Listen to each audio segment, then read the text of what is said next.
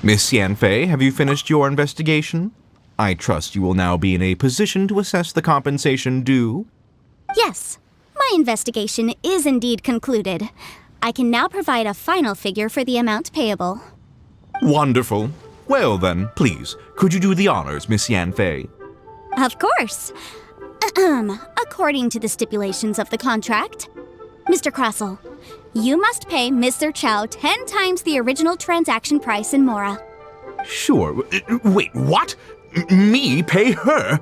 Surely there's been some kind of mistake, Miss Yanfei. Not at all.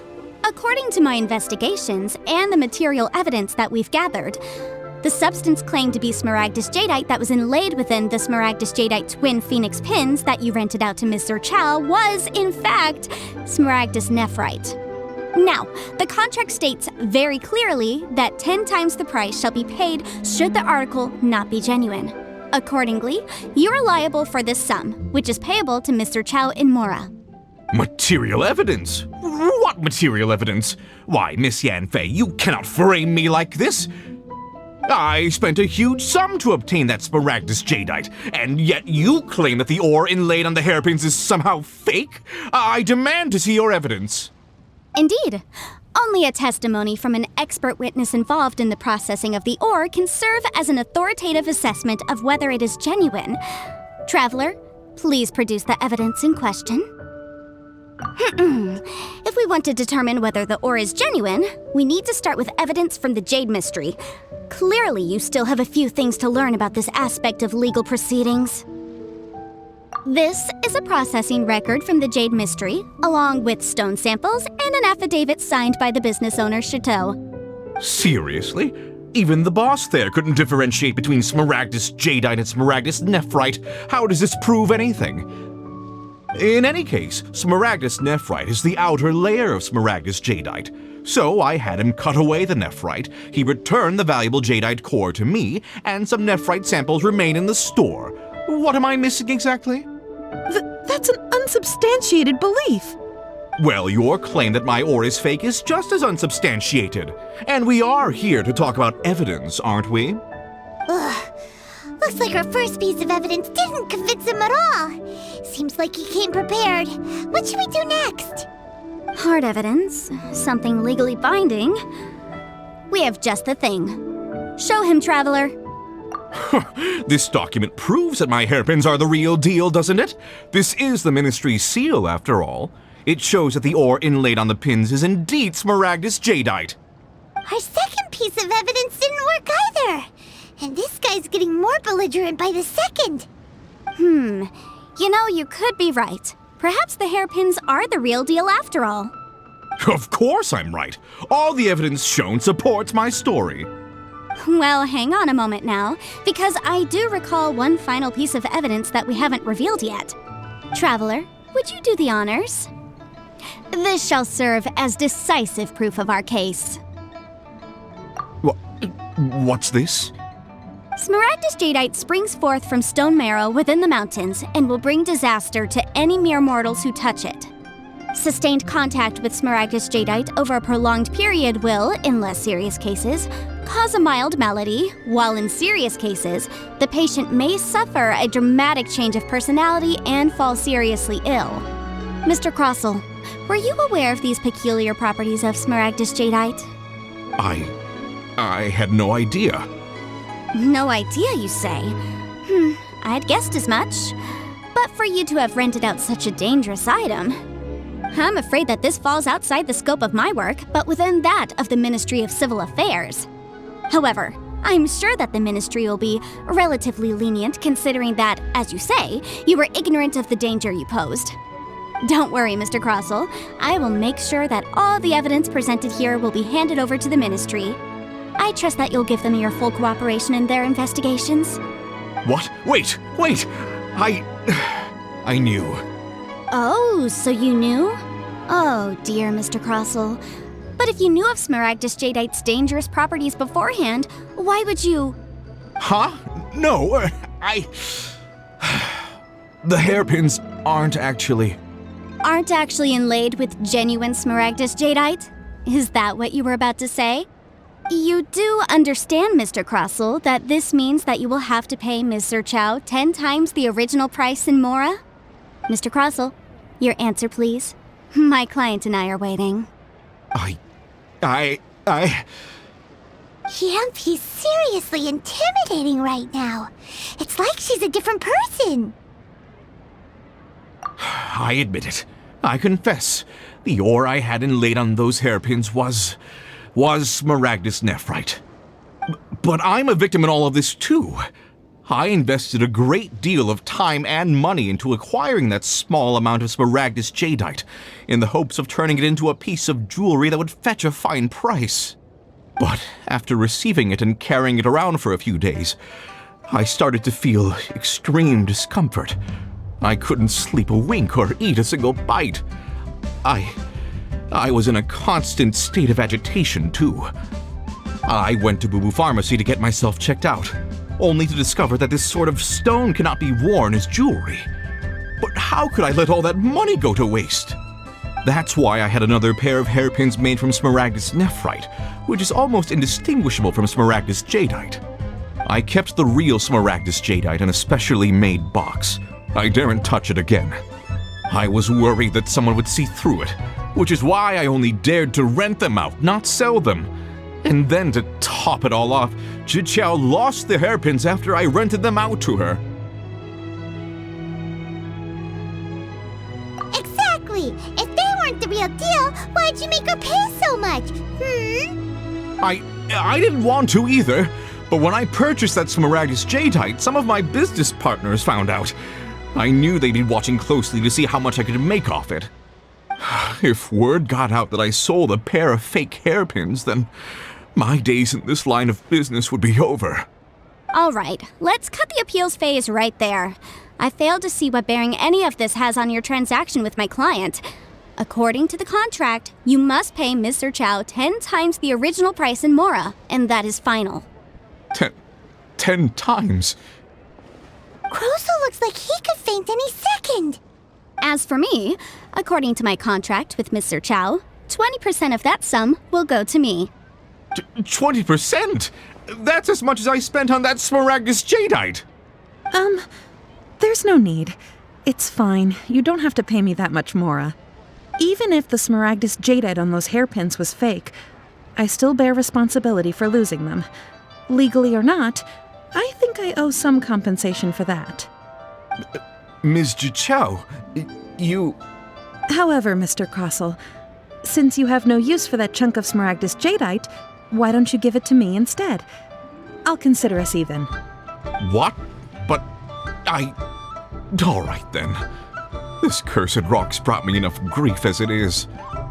Miss Yanfei, I'll turn this Smaragdus Jadeite over to you. I trust that it will suffice as remuneration? Well, that's not quite how the rules say this should go. But whatever, it'll do. Thanks so much for your help this time, Miss Yanfei. When you have the time, I'll be sure to visit and express my thanks more appropriately. Oh, come on. No need to stand on ceremony. Now, if I may confirm this again, Ms. Zerchow, have you and Mr. Crossell come to an understanding? Well, yes, I believe we have. Well then, that's good. Mr. Crossell, it seems that my client has no further claims against you. Is that so? That's good. That's good. Actually, Mr. Crossell, I'd like to talk business for a second if I may. I could see from the hairpins you produce that you're very skilled in jewelry design. My family, on the other hand, works in the ore business, and we have a fair stock of fine ores. If we could join forces, your jewelry designs and our choice ores, I think we could do some fine business between us. Let me think for a moment.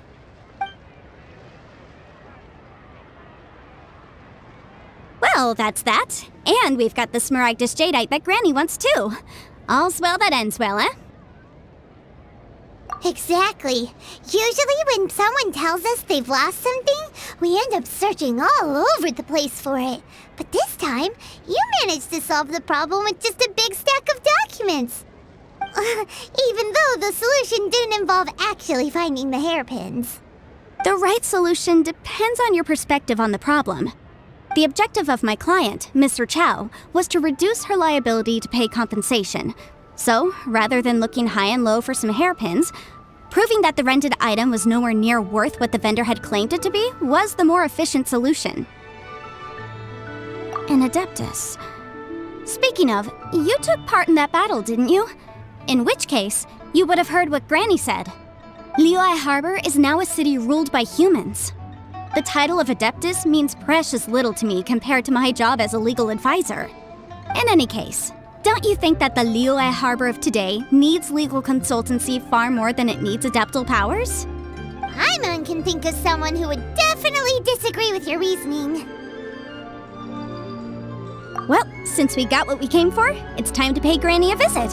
I bet she's been on tenterhooks for a while now.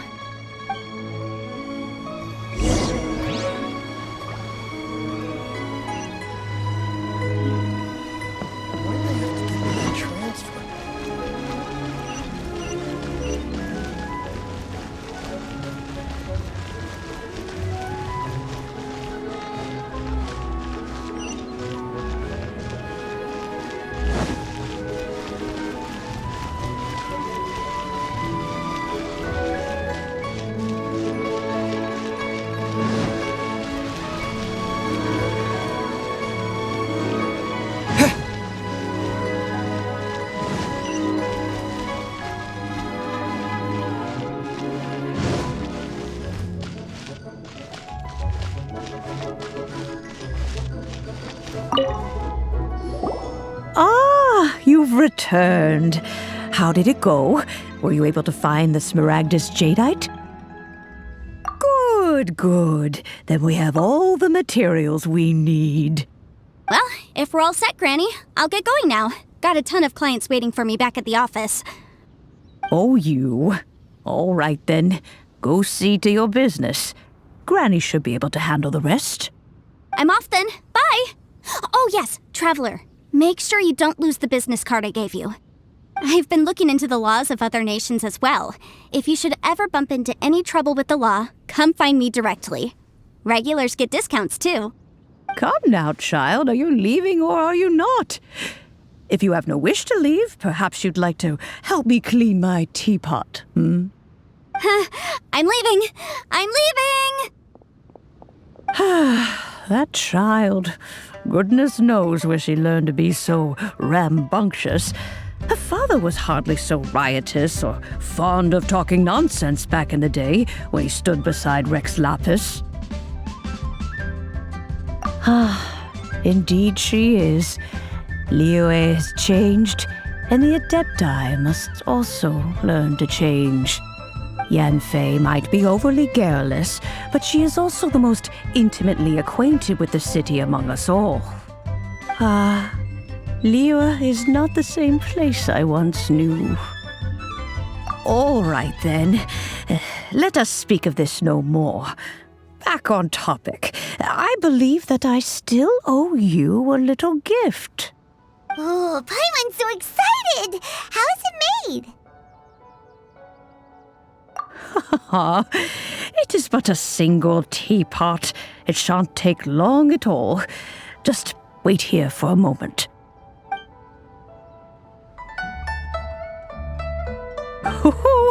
There we go.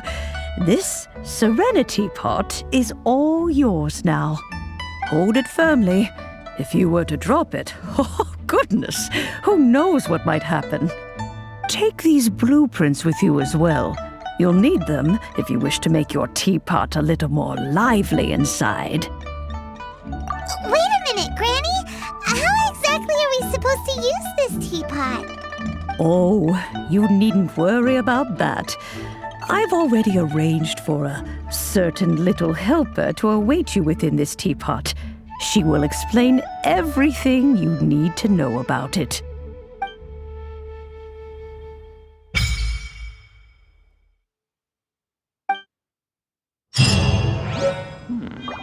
This is a beautiful neighborhood.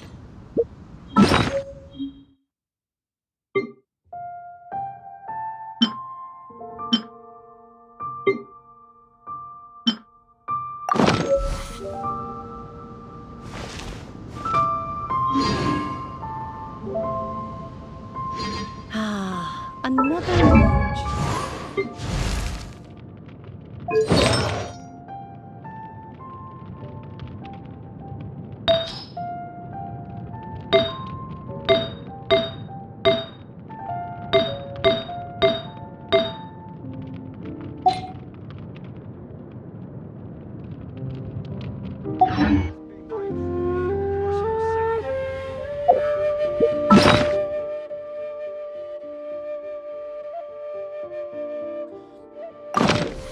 Flowers always seem This is a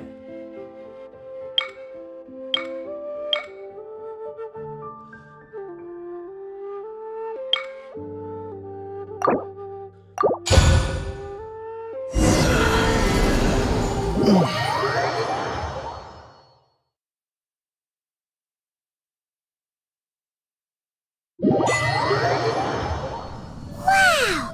This teapot seems even bigger inside than Madame Ping's! There's even a great big house in the middle, too! Huh. But there's just a whole load of nothing around it.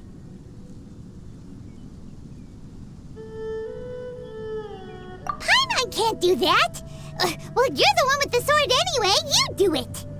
Still, why is it so empty here apart from that house? Oh, wait a second. What is that?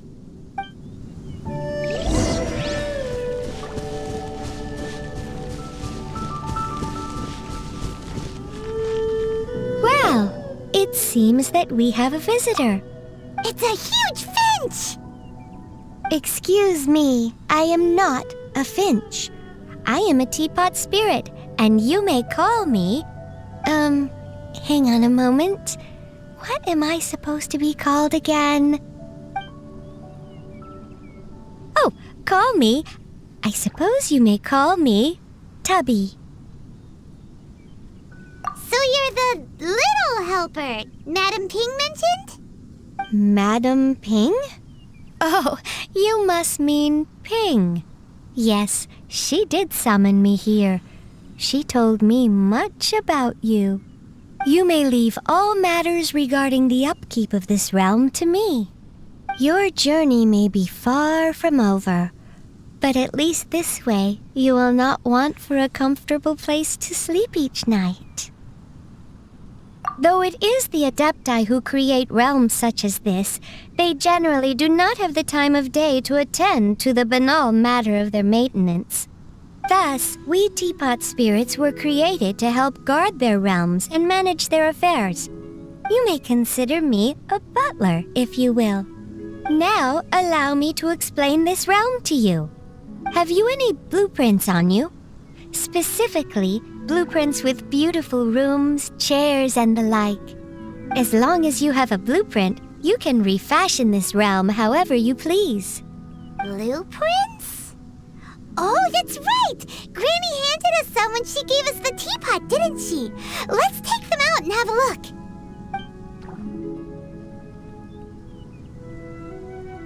Yes, these are the blueprints I'm talking about. Go on, open them up. Just commit the image of the objects to memory and prepare the necessary materials. Then simply release the thought from your mind and the object in the blueprint shall appear within this teapot. Wow! Is that all it takes? Then we could build a whole city inside, couldn't we? I doubt it. A golden-eyed adeptus explained this to me at some point in the past. He said that even though subspace creation is a product of adeptal power, even that has its limits. This world is not a true one, after all. It provides merely a moment of brief respite from the mortal realm, not a means of escaping it entirely. A golden-eyed adeptus? Paimon wonders who could that be? I hardly remember myself. What's more, I have never seen that Adeptus again since. Well, let's not dwell on that. Have a look around. Best you get accustomed to this realm. If there's anything you would like to ask, just look for me.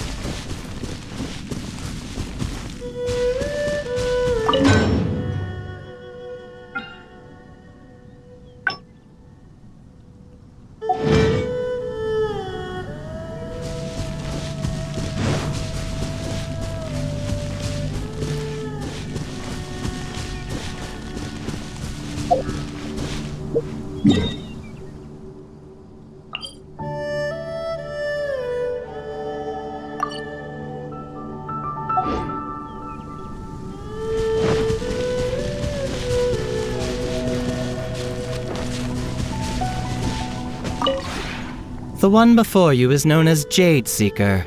One travels far and wide, seeking naught but to witness all of the treasures this world has to offer. Ah, encounters with fine treasures cannot be forced. This is something that only fate may decide.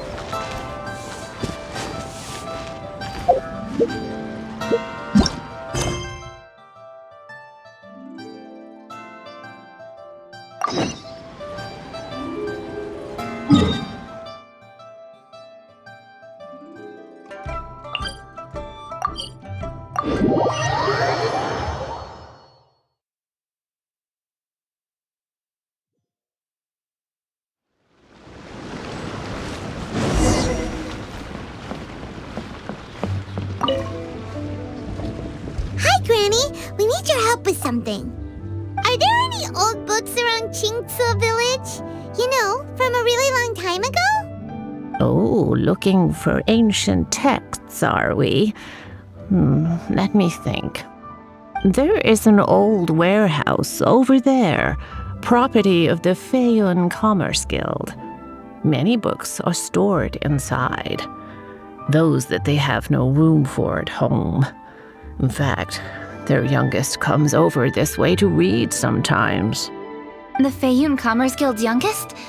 You must be talking about Shinsho. Paimon didn't know they had a warehouse here. Let's go take a look.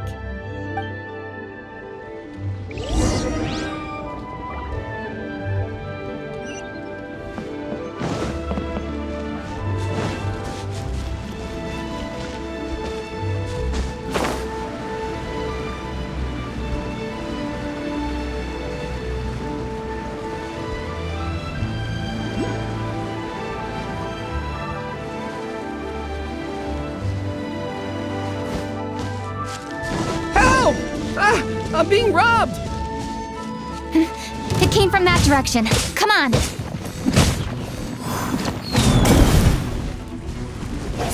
Cat cross! Should replace my hammer.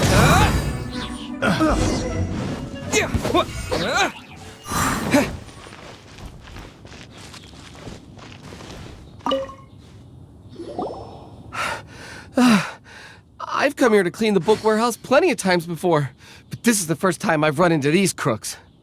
Are you all right? I am, thanks to all of you.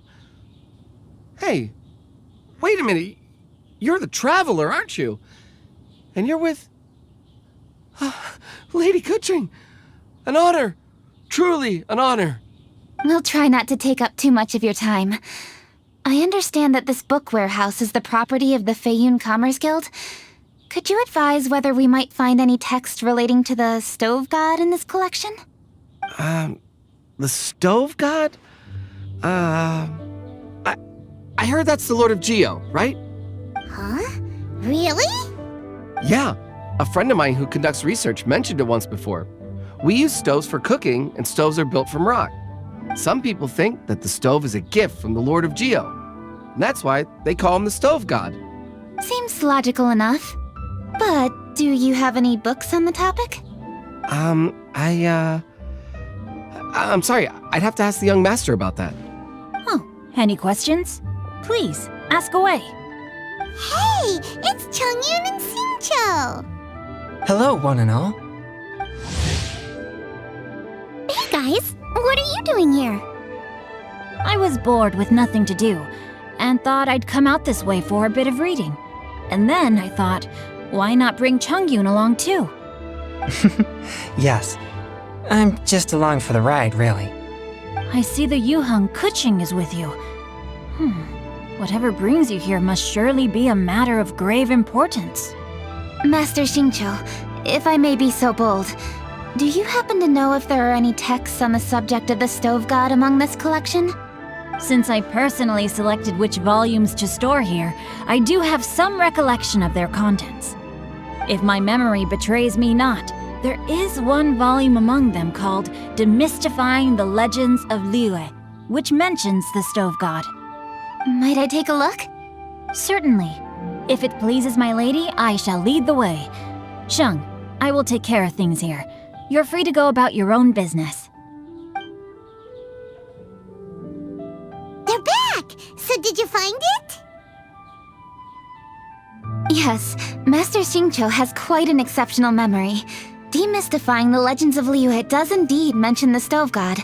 However, it says the following.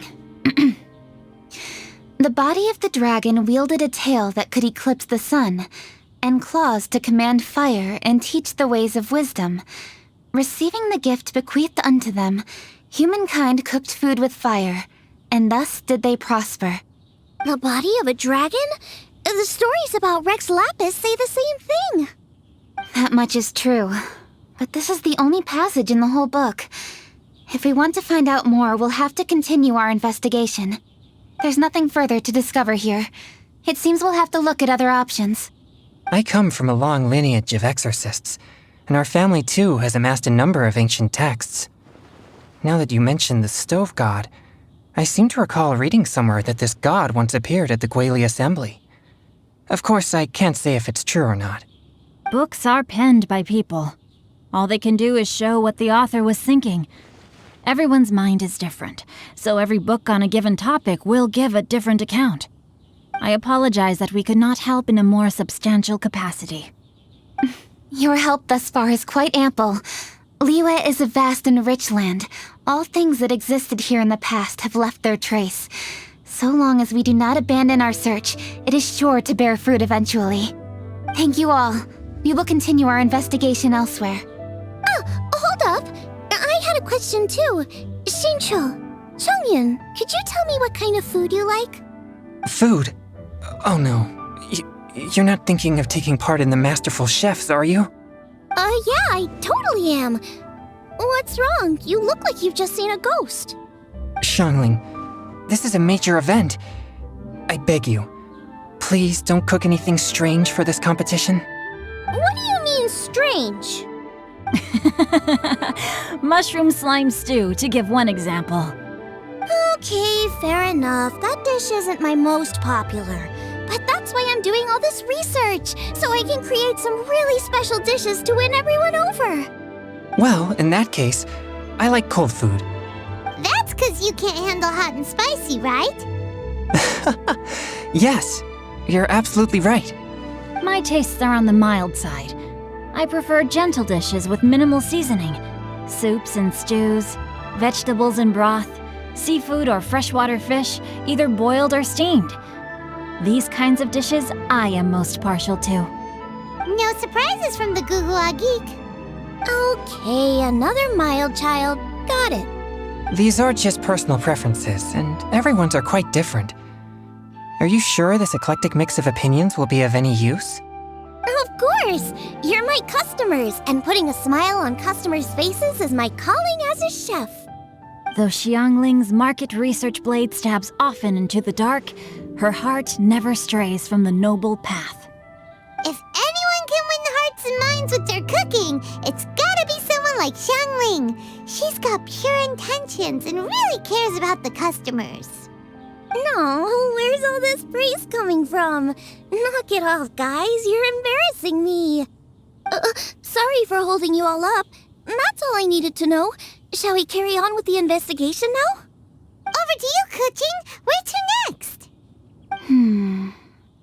So we've learned the stove god allegedly made an appearance at the Guili assembly.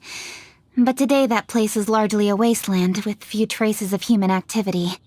Longshuin is close by, so let's stop off there on the way over and see what we can find out. Forgive us, for this is where we must part ways. May your journey be a smooth one. Yes, best of luck. If you run into any difficulties, come and find us. We'll be only too glad to help. Let's go! Next stop, Longshuin!